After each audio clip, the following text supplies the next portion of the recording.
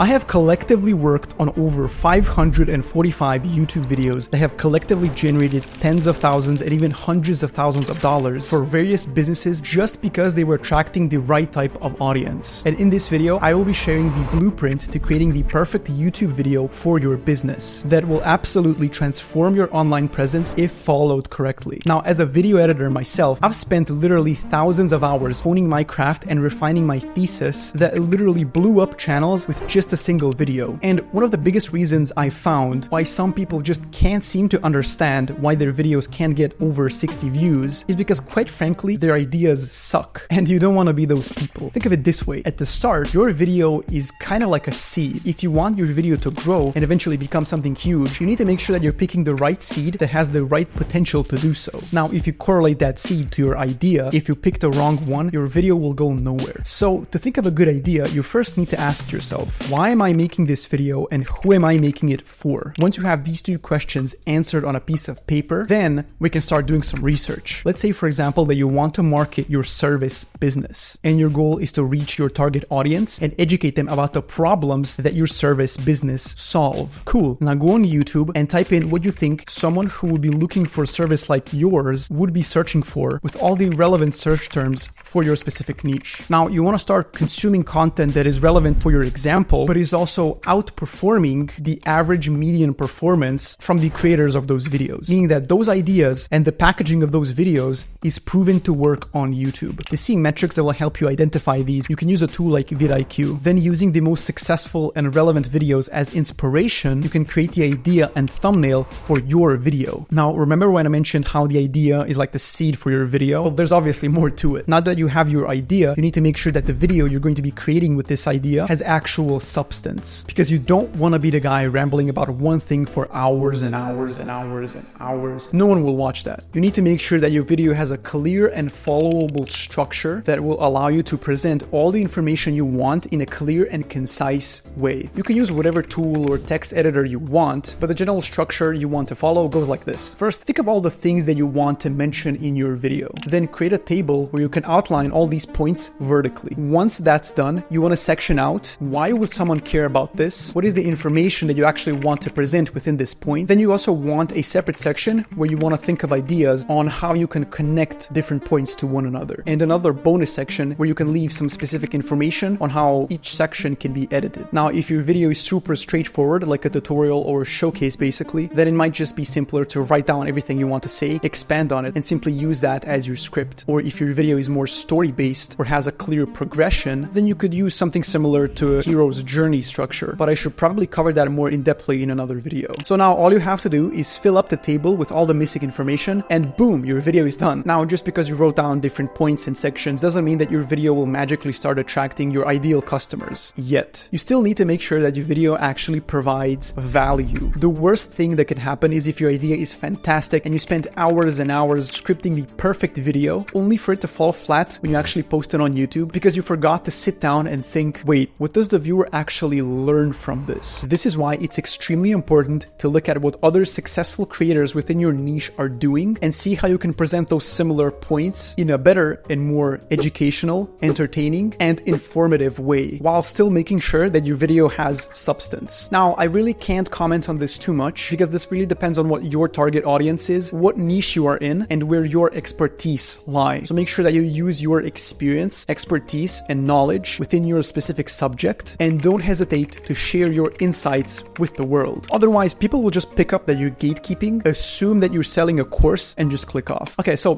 far we've got an idea down, we scripted and added value and content. Surely this will make my video go viral, right? Well, take a look at this guy. See the views? You don't want to be this guy. This is why presenting yourself on camera is just as important as what you're actually saying. Because here's the thing, if you want to truly assert yourself as an authority or a knowledgeable figure within your niche, you and your video also need to look the part. This all starts with your equipment. Okay, so most likely you have a smartphone, and even more likely is that you're actually watching this from your smartphone. Great. That means that you have a camera, unless you have actual camera equipment, which is even better. Just try not to use a webcam because in most cases, you're not going to get the result that you're actually expecting. Now look around you or the space that you're currently in. Now look for a spot that doesn't have a window or a strong light source in the background. You want to have those in front of you, not behind you, because otherwise you're just going to be overexposed. It's going to look weird. Just avoid it. Now, all you have to do is make sure that your camera is slightly above eye level. It doesn't matter if you're sitting down or standing up. For example, I'm just sitting down. Just don't be too close or far away. Then make sure that you're centered within the viewfinder with your chin roughly being at the center of the frame where there's still some space above your head. And boom, now you have a shot. Now go look in the mirror. Do you look like someone you would trust and take advice from? Exactly. You want to make sure that you're looking professional. Now, this doesn't mean that you have to wear a suit when recording your video, but just don't record in your pajamas as well. Now, take your script and start reading it out loud. You want to make sure that you're confident and talking clearly while also being assertive. Now, don't forget to use your hands as you're talking, as you usually do. And there you have it. Now, all you have to do is post the video you just recorded on YouTube and enjoy all the inbound leads that you could handle. Wait, one view and this comment? See, what you actually forgot to do is edit the video you just recorded to bring out its full potential. This is why video editing is actually what makes or breaks this whole process. The entire nature of even uploading a video on YouTube revolves around making sure that your target audience actually watches and consumes your video from start to finish. And unless you know how to properly edit your video or find someone to do that for you, you're basically out of luck. What, you think I would just end the video right there? Okay, step number 1. Make sure to properly adjust the color grade of your footage. Then make sure to process the audio from your recording through a tool like Adobe Podcast to remove any unwanted reverb and background noise. Great, now your footage is ready to actually start being edited. The first step in editing is making sure to create the base for the video, which means that we want to go through the footage and remove any unnecessary breaths, gaps, repetitions, stutters, tangents, or any piece of dialogue that doesn't really add value to the video. You want to make sure that all that's left in the video is the actual juice. Once that's done, you just want to go through the video and add a simple 1-frame fader on all cuts, because when 2 clips with varying waveforms are next to each other, you're going to be getting mic pops throughout the whole video, which are just distracting and make your video seem unprofessional. Now you have the base for your video ready. Step number 2 in video editing, adding music. I like to do this right after I have a base for a video done. Why? Because music is actually what sets the tone and pacing for the video and editing later on. Now your video should have 3 clear sections: the hook, the body, and the outro or CTA, which is call to action. The hook and the CTA should have higher energy music to really catch the viewer's attention and keep them subconsciously watching and paying attention. While for the body of the video, you could choose more chill music, as you don't really want to overstimulate the viewer. But if the video really calls for it, you can use something more dramatic and emotional as well. Okay, step number 3 in editing, adding visuals and title cards. This step is the most crucial because here you actually get the freedom to show the viewer what you're talking about, who, if they're just a beginner in this topic, would otherwise not be able to follow the video properly and really understand visually what you're saying. Here's where you really want to differentiate yourself from what everybody else is doing. And for the love of God, don't try doing any Eman Gadji style editing. No one likes that. And it's not only about that. Having just icons on screen as a visual doesn't actually add any value to your video, because your visuals need to clearly showcase what you're actually talking about. So for example, if you're talking about how to write the perfect cold email, don't show an email icon on screen. Show yourself actually writing that email and break it down. Or if you're talking about some analytics, show those analytics. This way, the viewer will actually feel like they are a part of the video and actually seeing and learning these things directly with you. Step number 4 of editing. This is the last step in editing the perfect YouTube video that will boost your business's